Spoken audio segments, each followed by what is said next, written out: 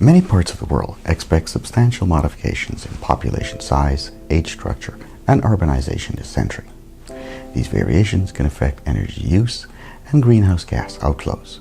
In particular, aging, urbanization, and variations in household size can substantially influence greenhouse gas footprints in some regions. Aging will occur in most regions due to declines in both fertility and mortality. Aging is expected to be particularly rapid in regions like China that have recently experienced sharp falls in fertility.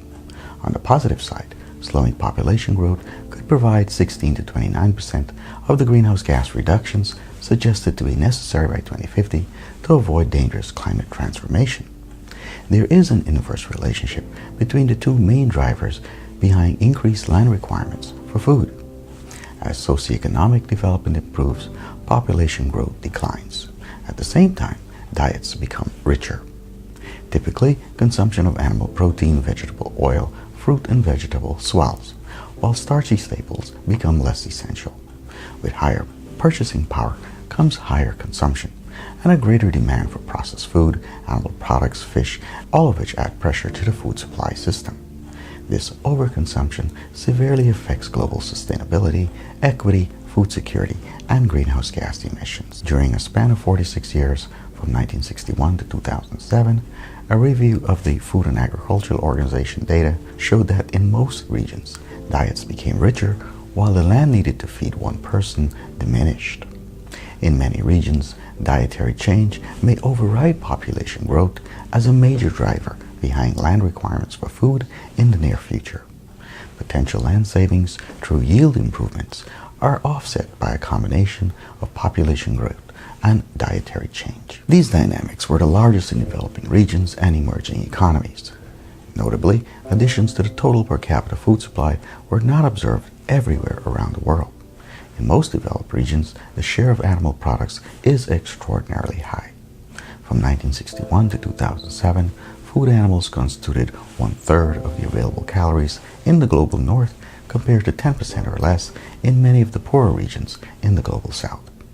These overconsumption dynamics are slowly changing but remains highly skewed. The Food and Agricultural Organization projects that the world population will expand 34 to 41% by 2050 to reach 8.9 to 9.1 billion. Food demand will soar upwards by 70%, and daily per person calorie intake will rise to 3,130 calories. Food is a major part of climate warming, but it is essential for survival, security, and equity.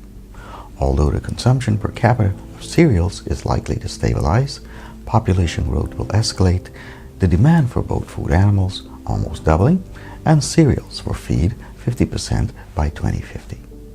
Another problem related to overconsumption is the hidden population of obesity. The average body mass is climbing at a sharp pace.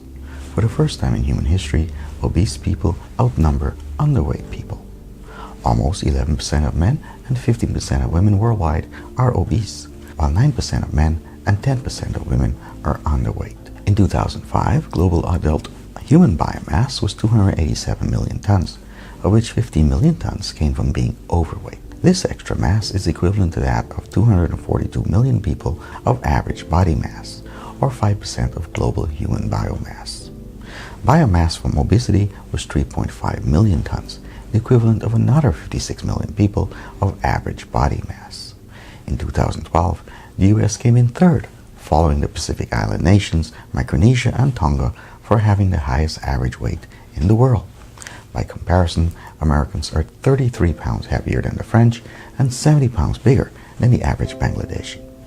In addition to the extra energy and food demands, severe and morbid obesity are associated with higher elevated risk of adverse health outcomes.